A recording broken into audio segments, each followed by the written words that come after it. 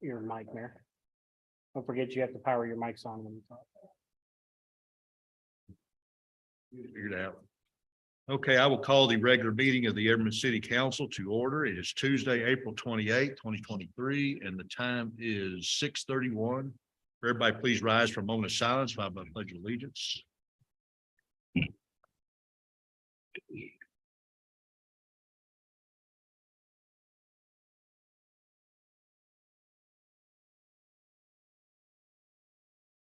Amen. Pledge allegiance to the flag of the United States of America and to the republic for which it stands, one nation under God, indivisible, with liberty and justice for all.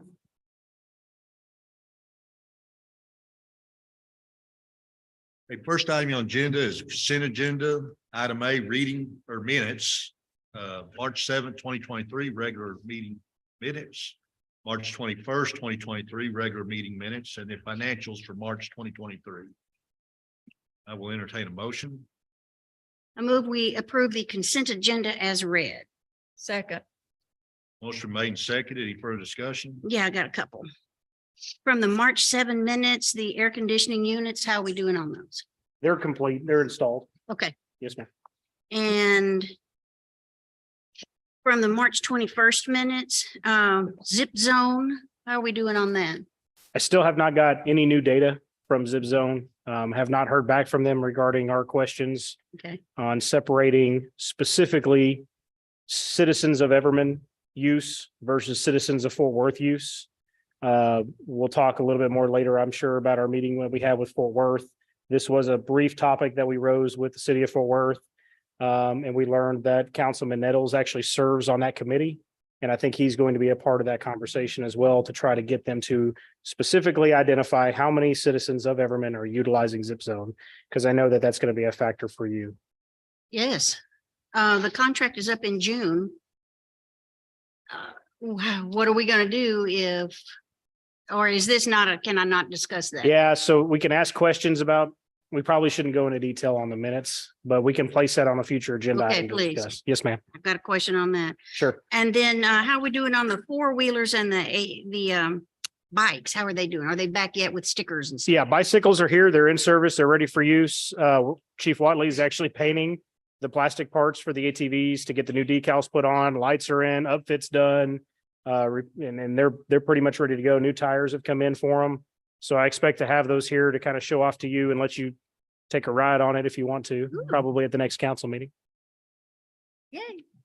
All right. Okay, that's all I had. Any other- Admin at the bottom, it was, at the bottom and that left a note regarding the roof repairs or something. Yes, ma'am. Was that money taken from the water fund? Yes, ma'am. But because it wasn't included in the original adopted budget by the council, we'll have to come back and do a budget amendment to move those funds around. So yes, ARPA funds will be utilized for that, but it won't reflect that on this report until council adopts a budget amendment. And that is for, saying, regarding the project. For the National Fitness Campaign project, yes, ma'am. Same for that project as well. Does it have, what's been paid back for EDC? What's been paid? Are you referring to the tax note? So you're talking, I just want to make sure. So we're talking about the proceeds that we've gained from sale that we've talked about allocating those funds back towards the EDC tax note. Sure. Sure. So no, this will not reflect that. But if you, I can take your attention to revenues. On the revenue report, I believe it's going to fall in under other revenue categories. So if you look at other revenue categories, our budgeted amount for the year, $194,500. Our year-to-date actual is $412,715. I'm sorry, $412,715. So we're at 212%. We're way over budget on revenues. partially because of the Civic Center. At the end of the year, we'll have to zero that out with budget amendments. So at the end of the year, when we go to do our audit reports and our final budget amendments, that's when we'll know the final amount that will transfer out from the over revenues back into the EDC fund to offset the tax note payment that they're making.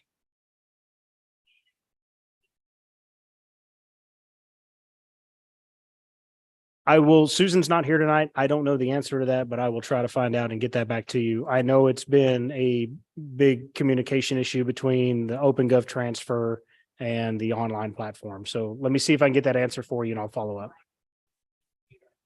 Yeah, it's sure. Ever since the conversion that we made over to the new OpenGov platform, it's really knocked off the transparency link. So absolutely. And we want it back online because we use that tool for budgeting all the time. All of our directors and staff use it. So it's an important tool to have. I have one more question. The audit report, are we finished with that? And when are they going to come tell us about it? Sure. So the initial plan was to actually have the auditors present that report tonight. They completed their draft on Thursday or Friday of last week. And there were some items in there that I raised concern about that they're revisiting before we present it back to you. So we've pushed that back to the first meeting in May. So they will be here to present the final report to you on the first meeting in May. It seems like it gets later and later every year. I know we used to get this report in February. Sure. Our investors deadline is March 31st. That's when we're supposed to turn in our audit reports to the investing firms. And we were not able to achieve that this year because we didn't have the audit report back as well.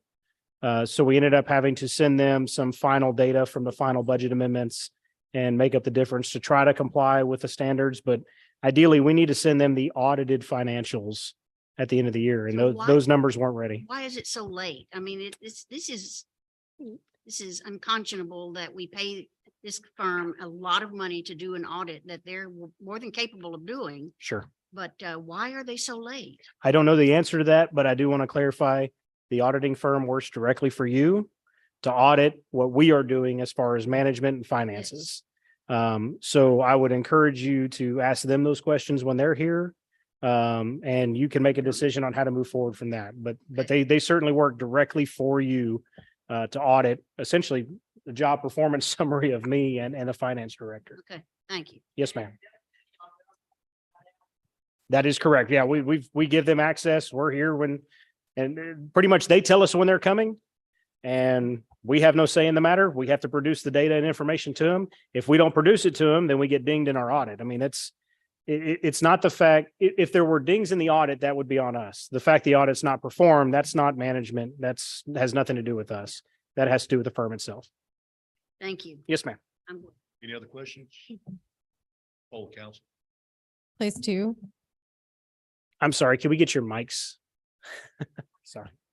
Got to hit the green button. Or green buttons on. Yep, there you go. place 3, Aye. place 4, Aye. place 5, Aye. place 6. Aye. Mayor, Aye. motion carried. Okay, presentations. We have 2 proclamations tonight. The first one is Child Abuse Prevention Month.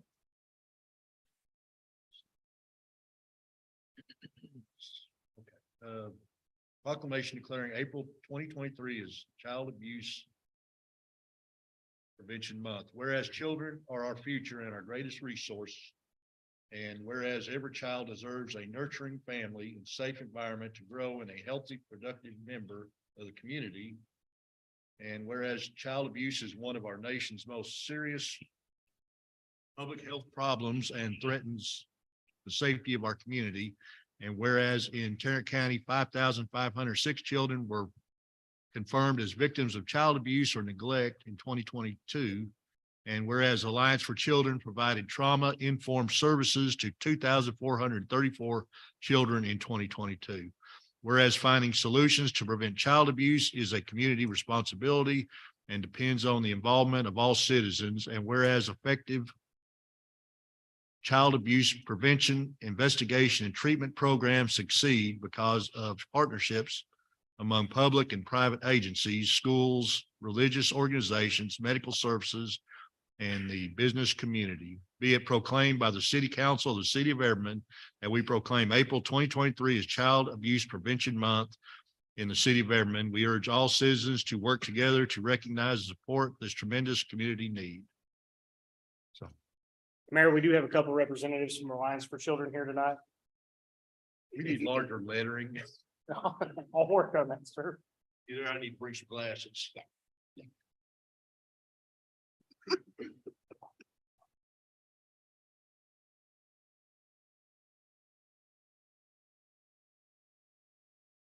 Council, do you want to get a picture with the Alliance for Children? Sure.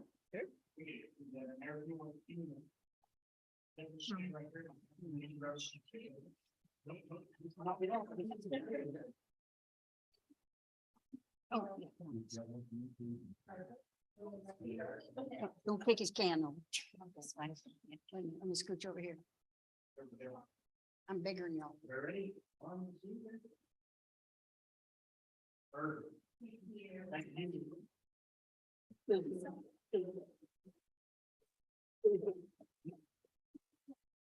No, this one.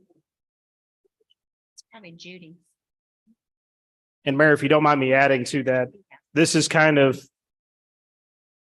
special tonight because of what's going on with the case that we're obviously investigating right now. So AFC has been instrumental in this case. The partnership, getting to work directly with them on this case. So it's kind of special that April is Child Abuse Awareness Month and that our council was able to honor them tonight. So it's definitely a little different this year. I was going to elaborate on that. Oh, so- I'm sorry. No, you're fine. Don't Glad you turn your- did. So, okay, next item is proclamation for National Public Safety Telecommunicators Week. Bear with me, small lettering again. Okay, proclamation declaring April 9th through the 15th, 2023 is Public Safety Telecommunicators Week. Whereas emergencies can occur at any time that require police, fire, or medical services. And whereas when an emergency occurs, the prompt response of police officers, firefighters, and paramedics is critical to the protection of life and preservation of property. And whereas public safety dispatchers are often the first and most critical contact our citizens have with emergency services. And whereas dispatchers at the Tarrant County Regional Communications Center answered over 18,000 calls for service in 2022 and provide police, fire, and EMS dispatching services for the multiple agencies within Tarrant County. And whereas public safety dispatchers of the Tarrant County Regional Communications Center have contributed substantially to the apprehension of criminals, suppression of fires, and treatment of patients. And whereas each and every dispatcher has exhibited compassion, understanding, and professionalism during the performance of their job in the past year.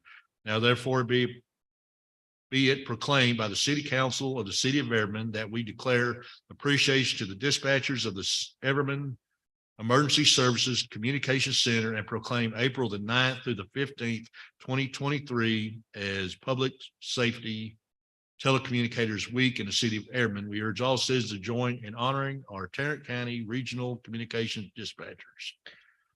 A little late. And Mayor, if I can elaborate on this.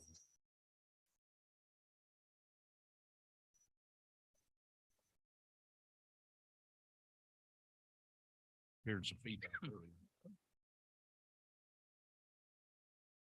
We heard from aliens in space.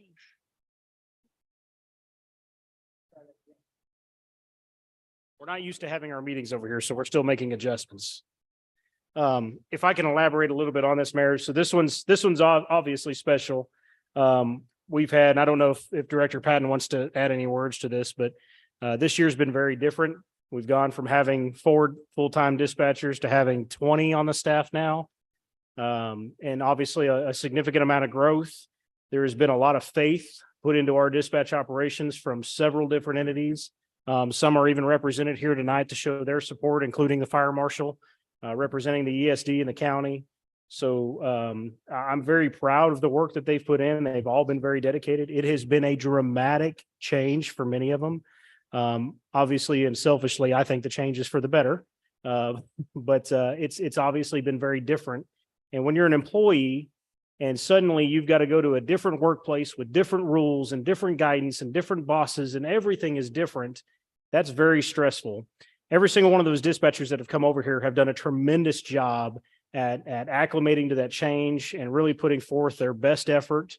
I don't think we could ask for a better staff on board than what we've got right now, and they've done a tremendous job. So I'm very thankful for them for making this a success, because it was truly a big project, and it would not have been a success if it wasn't for their commitment and their willingness to see it through to the end. So very appreciative for all of them.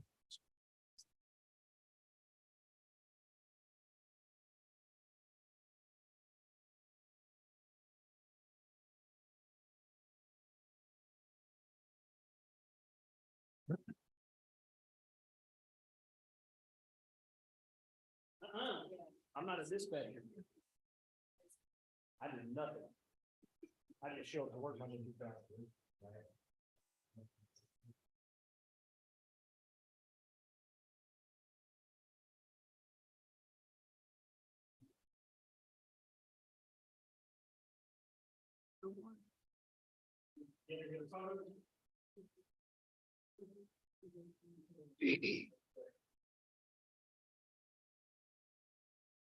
I hear you're the better photographer.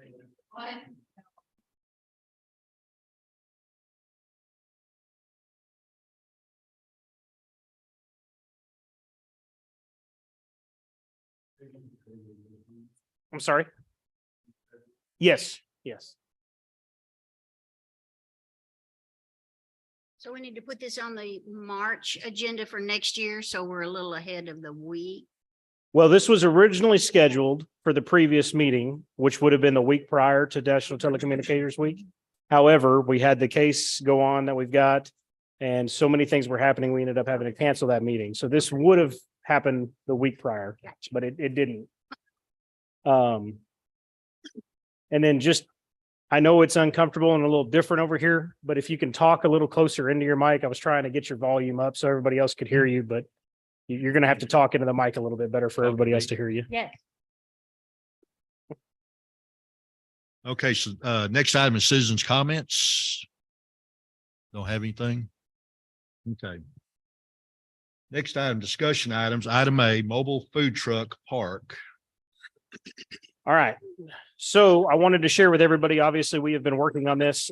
Last year, council passed an ordinance that allowed for mobile food trucks within certain zoning. We created a specific zoning for mobile food trucks and are allowing them to set up in those zones. We built a mobile food truck park over here directly across the street from Pittman Park. And this past year, council approved some ARPA funds to be allocated towards the completion of that park. We are nearly complete. The only thing that is not done at that park now is electrical. However, Encore has shared with us that it could be 6 months to a year before they're able to get out here and complete the electrical. The electrical is really not a huge deal when we're talking about mobile food trucks, because almost all of them have generator power anyway. They're not allowed to operate after 10 p.m., so we don't have a concern about generators operating late at night. So we feel comfortable moving forward. The water is all installed, so they have clean, fresh water there. We've got the sites marked out, the pavilion's built, it's bricked out, the signage is going in. So we're at a point now where we're ready to open this park. Met with staff this week. No, I'm sorry, met with staff last week. And we're all in agreement that we're ready to proceed with council's blessing to open it on May the 1st. We've got our processes being lined out right now to finalize, pamphlets ready to go out to educate the public on how they can open up a mobile food truck at the park. It is a little bit of a convoluted process, just so everybody knows, because they're essentially opening up a business and a restaurant on wheels. So they still have to comply with all the same standards. And I see Richard's here in the audience. He can give you all the insight on it you want. But they essentially have to go through all the same standards that a restaurant does. They have to go through the health inspection. They have to prove the food handler's license, the sales tax permits. They have to show all of the normal stuff that a business would have to. It's just on wheels. So there is a process that they have to go through, and even the fire marshal has to do an inspection of the food truck as well. So we're working on our processes. We're going to be allocating a staff member towards inspections to make sure that everybody that's in that park is complying with the standards, make sure that we don't have trash left behind, any issues. We're also looking at getting a dumpster allocated for that site also. So we don't have people having to walk across the street to access the dumpster. So a few other things that we're looking at, but we should be ready to proceed with council's blessing. I just need a head nod that everybody's good with it for May the 1st, and we'll look to open it. So is the only thing that you're waiting on is the electrical? Yes, ma'am. Yeah, water and the driveways put in, pavilions in, trash cans, benches, all that's installed. The only thing that's missing is the electrical. And what is the cost on that? Do you have an estimate? I do not, but it's really not that much. It's just them dropping a meter at the location for us. Comparatively, it's pretty inexpensive. And our guys did all the water lines ourselves. We didn't contract that out. Any other questions or discussion? So you got what you need? Yep, I got what I need. Okay. Next item B, CDBG CV 2022 inclusive playground. Wanted to give an update to everybody on this. So we have to renew the resolution. So last meeting that we had, council passed a resolution authorizing the contract to go to Warlex and authorizing the city manager to execute that contract. Technically, we're not engaging in that contract. It's actually Tarrant County. So county has asked us to pass a new resolution that would recommend that they award the contract to Warlex and authorize the county to engage into that contract. So that is one of the items coming up. I believe it's item C under consideration and action. But I just wanted to kind of explain why we're making that change. Also let you know that the time frame is roughly 180 days before we can begin construction, and that's due to ordering all of the supplies coming in. But we are getting ready to move forward with that. Everything looks good as far as the contract. I'm still waiting on the final plans. I know, Miss Allen, you asked for those. I'm waiting for them to get me over the amended final plans. Don't believe we've received those yet, but we are starting to move forward. And then, Mayor, I don't want to steal your thunder, but do you want to talk about what your idea was with this park? Because if that's what council wants to do, then I would suggest that we start that conversation with the contractor so we can plan appropriately as part of construction. Okay. My plan was with the deal with Noel and the fact that he was special needs, and this is a playground for special needs children, that we named the park after him. That's an And excellent idea. I'd like to see us put a plaque there with his story and just kind of keep him in everybody's mind. So, just one of the ideas I was thinking about, and it couldn't happen at a better time as far as the playground. Maybe we'll have some closure by that time, but I was going to bring that to council for vote at some point. I mean, we can do it whenever, but Sure. I just think it would be a good gesture on our part. We don't need to do a resolution. We just need to do a head nod. Well, so if I get a head nod tonight, I think we'll be naming a park. Is that a resolution act, I would imagine, to commemorate the occasion essentially? Okay. But if we get a head nod, then what I'll do is we'll work with the contractor to design signage so that it's not, we don't want it to just be a street sign sitting on a post somewhere. But that way we can include that into the design as well and make sure that we're incorporating that, bring that back for your review so you can give a thumbs up on it and then pass a resolution if all council members agree on that. Okay, this says inclusive playground. Yes, ma'am. Is this the same as the national, or how many playgrounds are we putting in at Pittman Park? No. So this is the inclusive playground. So this is the playground that was awarded through county. Inclusive playground means that it's designed for all physical abilities and all social abilities. There will be specific equipment in there designated for kids who suffer from autism, physical disabilities, those kinds of things to really give them a park that they can access. The National Fitness Campaign is a workout court. It is an outdoor workout court, again, for all ages, that we were awarded a grant from the Blue Cross Blue Shield Foundation to fund. The fitness court will go closer to Wichita Street, back kind of over near where the volleyball courts are. The inclusive playground is going to be immediately south of where the splash pad is. So we'll have the standard playground to the north and the inclusive playground to the south of where that splash pad is. And then I think our long-term plan is to change out what the splash pad was with some sort of water feature or seating area for parents to be able to sit in between the two parks and make it nice. Okay, so head nod for naming it after Noel. Okay, Okay, sounds good. good idea, Mayor. So any other conversation on that or discussion? I think we're good. Okay. All right, next item, consideration possible action, item A, change of venue for all public meetings to the Edmond Civic Center, 2013 North Ray Street, Edmond, Texas, 76140. I'll entertain a motion. Make the motion for a change of venue for all public meetings to the Everman Civic Centers, 213 North Ray Street, Everman, Texas, 76140. Second, Motion made and seconded. Any further discussion? Yes, well, we need to bring our computers to vote, in the. Not to vote. I know we did that the last meeting. Right. But it became a convoluted process of me having to go back and forth, and I don't want to deal with that. So we'll continue to cast the votes as we have historically, with the city secretary calling out. I would recommend bringing your laptops just to connect to the Zoom. So that way, if we have to share a screen, share a presentation, it's right there in front of you without you having to turn around and look at the screen up above you. But that would be the only purpose of the laptop. Any other discussion? Would you poll the council? Place 2.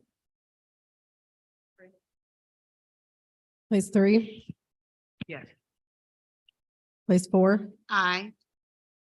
Place 5. Aye. Place 6. Aye. Mayor, Aye. motion carried.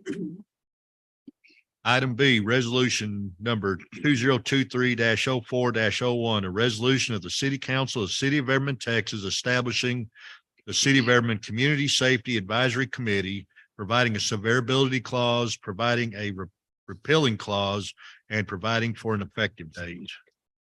Mayor, hang on just a second. Do they need any kind of motion before we discuss that? Or do we discuss before they make the motion? Just so that I don't know that. Sure. We've got some clarification items on this, so before you entertain a motion, Mayor, I think we should go ahead and discuss it. Attorney agrees with that. Okay. If you're okay there. Because I did see one or two Sure. Yeah, there's problems with it. the attorney originally drafted this for 7 members. I went in and made the change from 7 to 5. I failed to make the changes with the math anywhere else in the resolution. So that's why you see the staggered terms for 3 and 4. It should be 2 and 3 if we're going to keep it at 5. And then also want to talk about the advisory committee meeting or advisory members of the board as well, and make sure that council is good with that. I changed it to 5 because I know historically we've had problems getting the numbers needed to appoint to committees. We can keep it at 7. We can make it 5. That decision is completely up to council. If you feel like we have 7 people, 7 citizens that would serve on this committee, then absolutely we should go with 7. I think the more voices, the better. I just worry about being able to reach 7. So that's why I changed it to 5, but we can go either way council sees fit. I think we should move it to 5. And if we get a lot of participation and more people want to be on the board, at that point, maybe we should move it up to 7. Okay. But like you said, initially, we usually have a lot of trouble Yeah. getting enough members on our committees. So leave it at 5. Is that okay? Yeah, I agree. Okay. So with that, So then it's we'll in need again. to change, and we need to go through those changes. Actually, I think Mayor Pro Tem Mackey, you have those highlighted, don't you? I do. Would you want to entertain, or would you want to make the motion with your changes that you have highlighted Okay, when it comes time? okay. And then I think the other thing to discuss here, if you look underneath section, where are the advisory board members? Section 3, it's got 5 regular members. Yes, but 3 lines It is down, it says three. initially Yeah. 3. of Do you know where the members, and then- advisory yeah. members are in 7. here? See that? Okay, so if you bring your attention to section 5, talks about the 3 community partner advisor members. These do not have to be residents. Our charter requires that members of committees be residents of the city. But I know when we originally discussed this last month, that council wanted to include a member of the Boys and Girls Club, member of the school district, and then a member of the Stallion Point apartment complex as a part of this. They can be advisors that are appointed by council, but they cannot be voting members of the committee. I want to make sure that council is good with those three entities. Is that what you want to keep it at? Is there anybody else you want to appoint to it that we need to amend this for? Well, I was wondering about maybe having a police officer on it in case they get into something where maybe there's a legality or something. They need to make sure that we're doing something legally that they're going to. We can actually, I bet he would do it. We have a police officer who is, well, can an employee serve on a committee?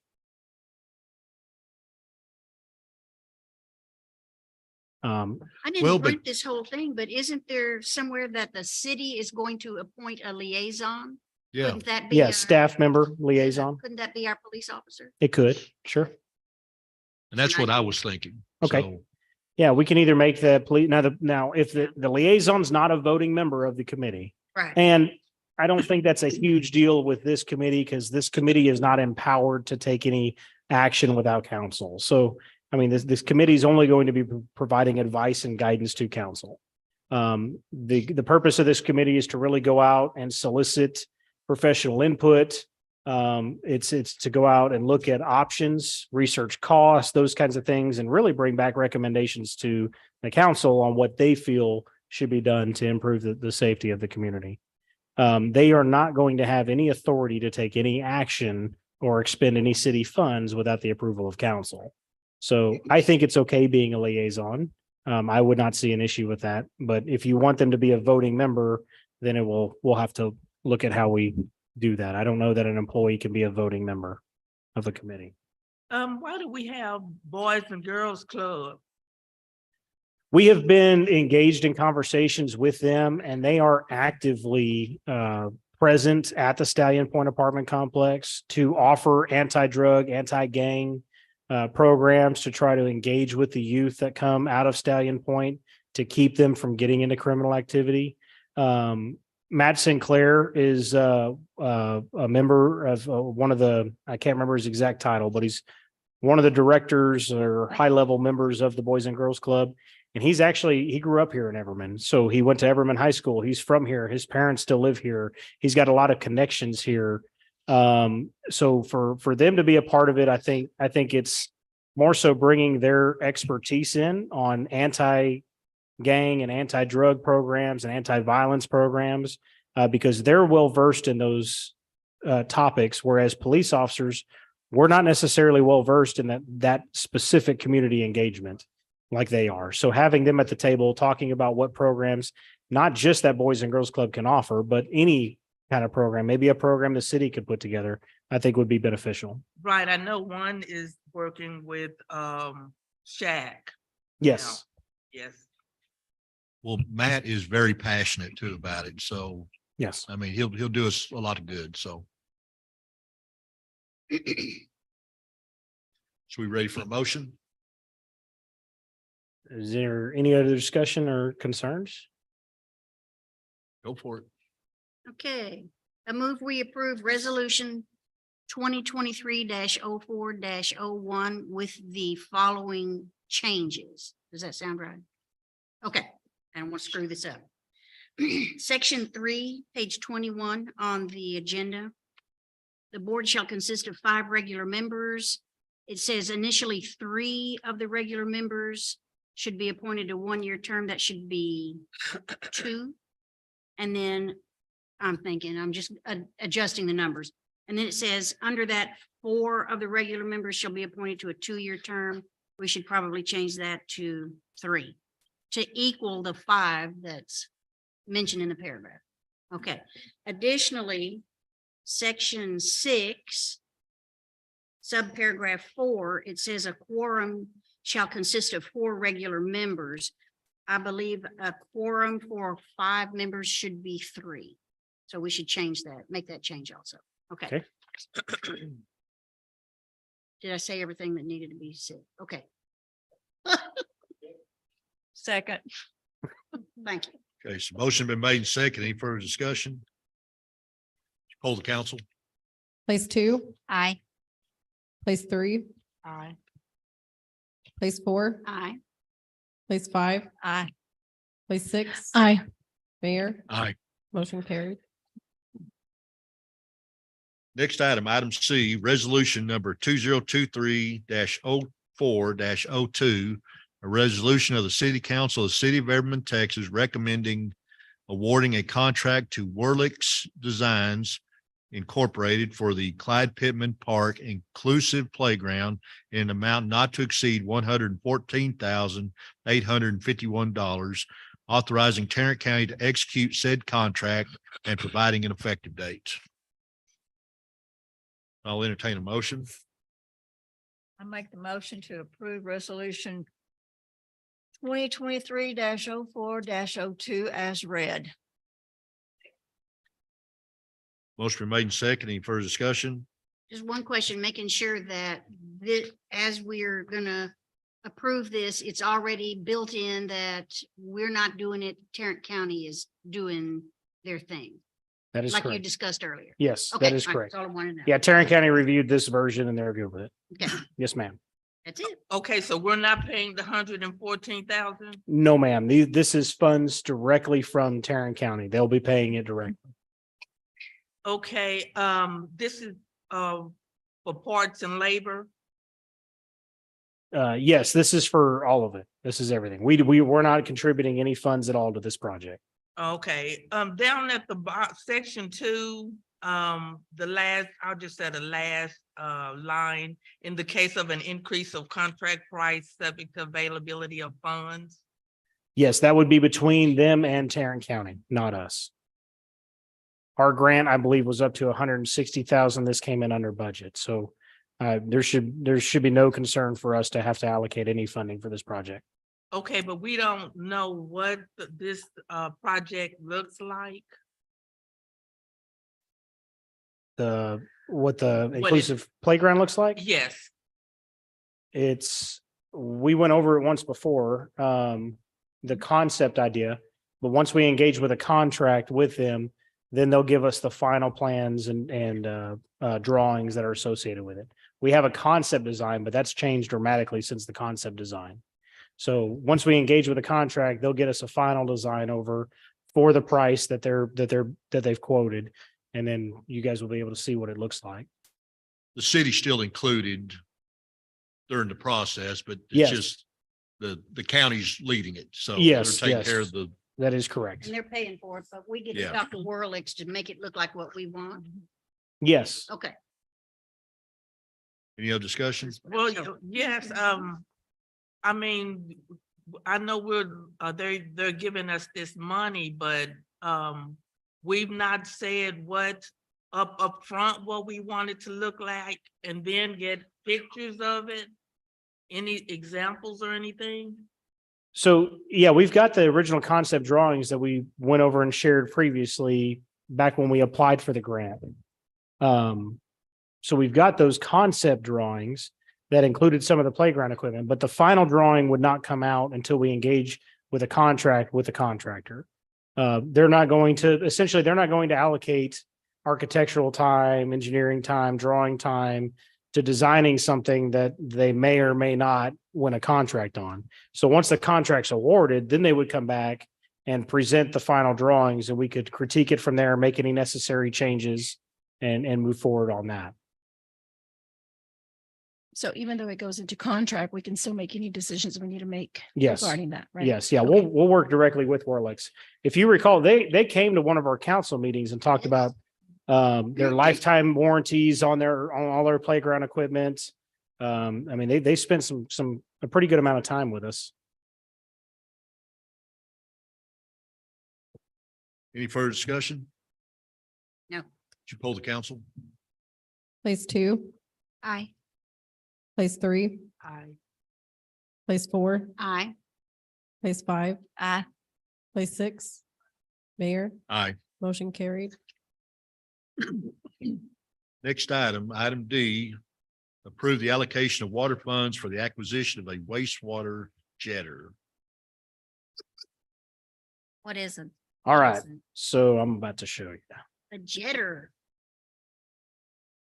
Jets water, right? It does So- something. That's a football team in New York. The jetters are. So the jetter equipment is what is utilized by our Public Works Department when they go out and have to clear out sewer lines and sewer clogs and the main pipes. It pushes it out and clears it. Our jetter that we have now has gone completely kaput.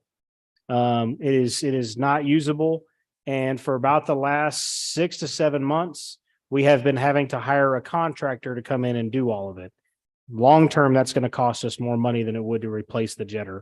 So our Director of Public Works went out and surveyed some different options, obtained some different quotes through Buy Board. And the cheapest one, which also will serve the purposes needed, is the Hydromax Eagle 600 jetter for $63,000. So there are other options, but he said if obviously money is always tight, we're looking to try to be budget conscientious rather than buying the $86,000 one or $70,000 one. The $63,000 one will serve the need that we have. Our water reserve fund is healthy. It's looking good. Susan has said that she is comfortable with making this purchase that is needed, and it should save us money in the long run. So we'd be looking to council tonight to approve an allocation. I always like to shoot a little higher because we can come in under budget, but approve an allocation of $65,000 for the acquisition of a jetter. Are you comfortable with this version that Gilbert has requested? If Gilbert's comfortable with it, I'm good with it because I don't know the first thing about him. All right, that's what I'm wondering. All What fund is this coming out of? It'll come out of the water fund. Says right there. No, it's actually a trailer. So it's a pull behind trailer that's got a water tank on it, and that pushes the pressure through the jetter hoses that they put down in the sewer lines. Excellent. So in the motion, we'll need to specify the dollar amount that council is willing to allocate towards that purchase. And when will you be purchasing it? As quickly as we can, because they're always needing a jetter. We've had to hire contractors multiple times for it. So we would look to make that purchase pretty quickly. So You not- comfortable with the 65,000? I am, yes, yeah. And hold on, before you do that, let me just so everybody can see the numbers, because I know it's always hard to remember. Okay, so our water and sewer fund. Currently, we have an operating cash just under $1 million. In investment, we have $308,000. So we've got roughly $1.2 million sitting in the water fund. $60,000 is going to be okay. Sure. Sure. So I'll entertain a motion. I move we approve the allocation of water funds in the amount of no more than $65,000 for the acquisition of a wastewater jetter. Second. Motion made second. Any further discussion? Poll the council. Place 2, Aye. place 3, Aye. place 4, Aye. place 5, Aye. place 6. Mayor, Aye. motion carried. Item E, approve the allocation of street improvement tax funds for the acquisition of an asphalt hot mix trailer and drum roller.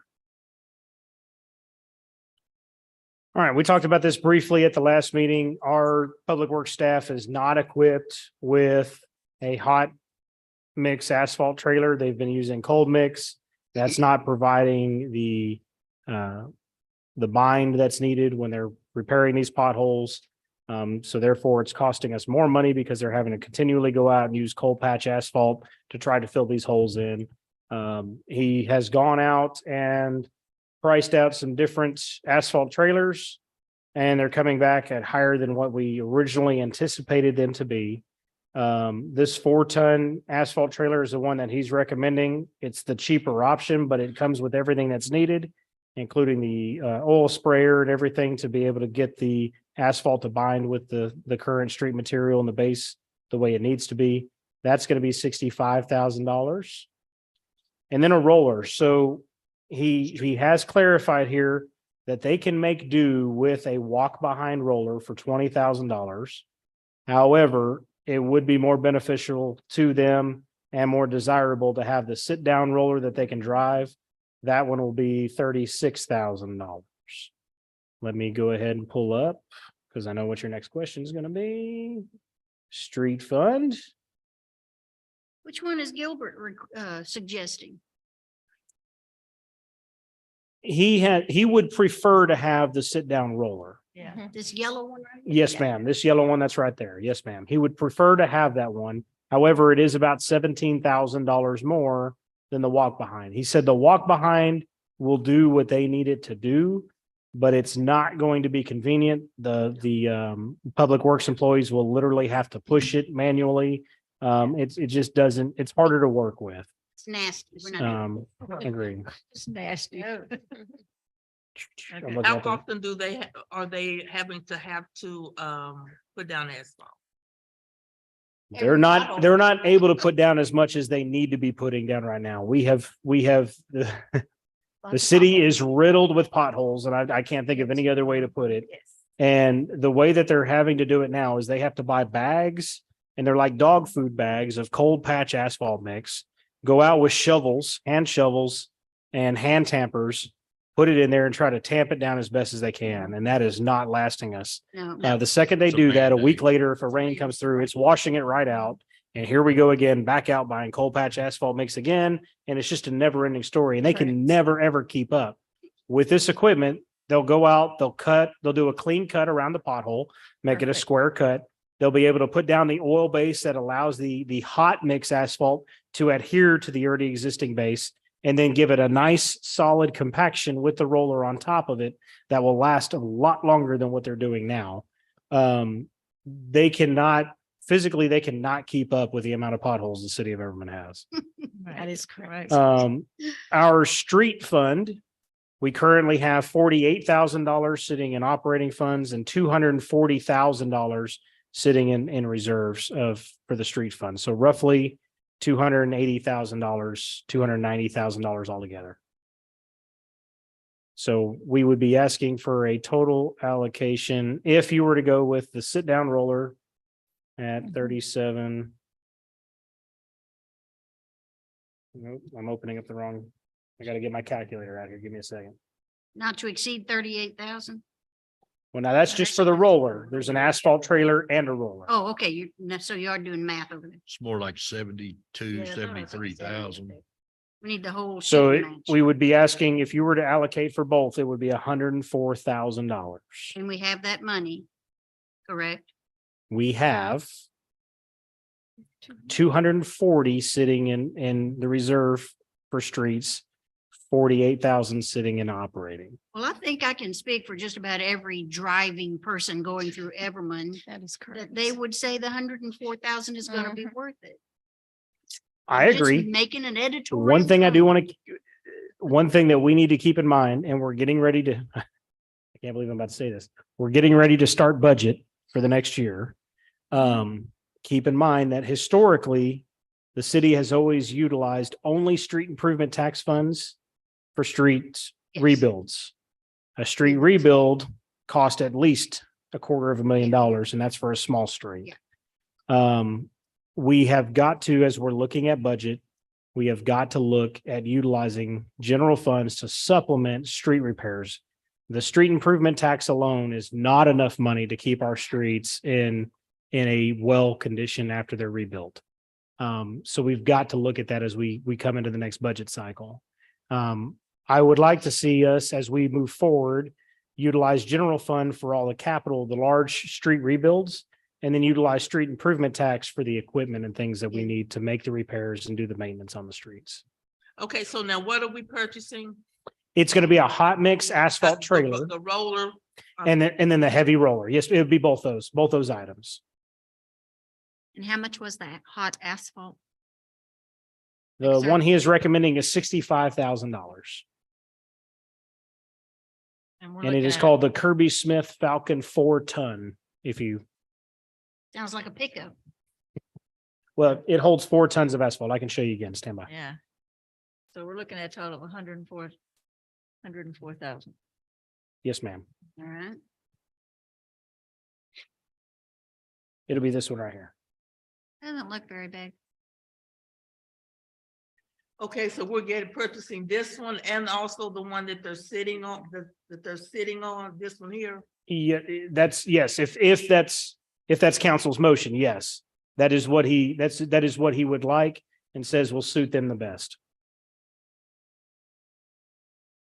If council's not comfortable spending that amount of money, then to downgrade that, he would recommend going with the walk behind roller, which would save $17,000. So the walk behind would save us $17,000? Mhm. No. It's gonna slow down the process of making repairs too, so. Okay, the red machine, what does this one, what does it do? Sure, so It has this, the asphalt. sure, yeah, no, this box on the back is what holds the hot mix asphalt. Okay. So they can drive this trailer. Well, and let me add to this. So if you recall our pothole repair truck that we had, it was an actual truck. And I think it was like a 1978 model. And we ran that thing into the ground. It doesn't even run anymore.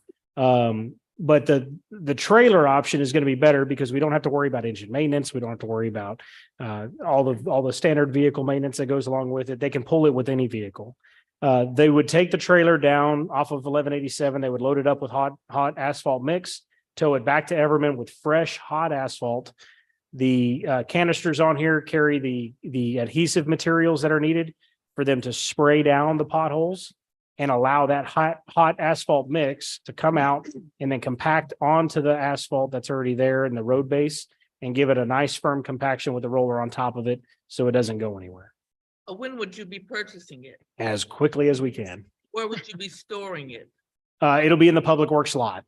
I think now that the ATVs are out and once the National Fitness Court construction begins, we'll have 2 bays back open again inside. So some of this equipment can be stored inside. Okay, are they covered? Yes, yes. There'll be more room once we can do it. So start cleaning out. Well, we've got an employee now too that's experienced in road repairs, so we definitely take advantage of that and pass his expertise on to other Yes, employees. train others. So any other discussion? Oh, let's do it. I'll entertain a motion. I move we approve the allocation of street improvement tax funds for the acquisition of an asphalt hot mix trailer and drum roller to not exceed $104,000. Second. Motion made and second. Any further discussion? Pull the council. Place 2, Aye. place 3, Aye. place 4, Aye. place 5, Aye. place 6. Aye. Mayor, Aye. motion carried. Executive session, we have none. Next item, city manager's report. I've got just a couple of things. So first, Chief Whiteley asked me to share with you all that the Celebrate America Festival has been scheduled for June 24th, Saturday, June 24th. So that's going to be coming up pretty quick. He's already started all the work he's needed to do on that, which is a lot. So he's moving forward there. And then also, Mayor, were you going to let council know about the meeting with Fort Worth? Yeah, but go ahead. I'll chime in if. Oh, okay. The mayor was able to schedule a meeting with Fort Worth's Mayor Matty Parker and Fort Worth Police Chief Neil Noakes regarding specifically the shooting over here, in addition to the increase in violent crime that we've been seeing spill over. It was actually a very positive meeting. We took a lot away from that meeting, including some engagement opportunities with Fort Worth. They're going to make some of their resources available to us as far as the data front end goes and intelligence and so forth. And then we're also starting conversations about a MOU between the city of Everman and the city of Fort Worth that will kind of blur the jurisdictional lines. Essentially, that will give our officers the ability to enter into the city of Fort Worth and conduct traffic stops, investigative stops, make a presence known. We've been very successful in the city of Everman at lowering our crime rate in the past 4 to 5 years by over 85%, and that's through traditional police methods. by just showing an increase in presence and traffic enforcement. So I think being able to spill over outside the boundaries a little bit with that will help in deterring crime and showing a presence in those areas. It's also going to help inside of our schools because we have several schools that lie in the city of Fort Worth where our officers are having to wait sometimes hours before a Fort Worth police officer is able to clear to get there. This will actually give our police officers jurisdictional authority at those schools. So our officers can do what they need to do without having to wait on Fort Worth. He did express that he's going to do his best to try to show an increase in presence, but please keep in mind Fort Worth police are down by 170 something officers, so they're short staffed as well. But he has got some specialty divisions and things that they're working on allocating. On the other front, Mayor Parker, well, I'll let you talk about Mayor Parker's commitment on the other fronts as far as getting people engaged and trying to talk about programs and things. So I know she was expressing a You're commitment. doing fine, Craig. Go for it. Okay. Mayor Parker expressed that she was going to have some conversations to get the right people at the table to talk about what opportunities and programs that the city of Fort Worth might able to bring down specifically to Stallion Point in that area. They also talked about community engagement opportunities from the city of Fort Worth and partnership opportunities to where this isn't just Fort Worth trying to address the issue. We can be a part of that as well, to where we're working together to address the issue overall. That coupled with the community safety committee that was just created tonight, I think we'll take this information back to them. I think this will be a good start on trying to improve the safety of specifically that park, but the community overall. So it was a very positive meeting that came from that. Excellent. Other than that, I don't have any other updates. My focus has been geared 100% towards the ongoing investigation, obviously. So if I'm slacking on communication, my apologies. Just give me a call and I'll try to get back with you. Will the city be doing anything for Charles, who worked for the library?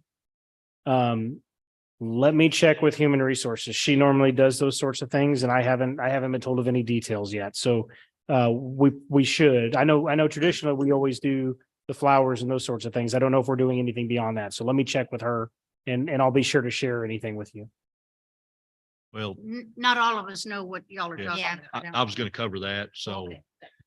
are you done? Yes, sir. Okay, next is mayor's report. First of all, what Craig said, it was a positive meeting and, we were firm with them, but same time, we expressed to Chief Noakes that we know they have a staffing issue right now and it's not going to happen overnight. So, but he's very receptive. They want to come in and see what they can do because they know they've created kind of a monster down here. They trying to think. Lost my whole train of thought. I did tell them, that the MOU was a definite step in the right direction, but we can't have a situation where it's one-sided, that it's got to be give and take on both sides. So, and they were in agreement on it. They just want us to give them time to get the ball rolling, and they're going to help us any way they can. So, with our staff. So, and then Johnny brought it up, but Charles Simmons, Buster's brother, worked for the library. He passed away last Friday. Saturday. Saturday. Yeah. Okay, I was told Friday, but was in the hospital have surgery and had a heart attack and was never revived. So I think they had him in ICU or something for a couple of days or hours or something, but he didn't survive. So so he is no longer with us. And I hadn't found any. I've been trying to find a obit or something. I hadn't been able to find anything so far, but I didn't look today. But and I didn't know Buster had died last year, so Yeah. I thought Buster was still around. So, but huge loss. So really two good guys. So, but with that being said, the time is 7:29 and we are adjourned.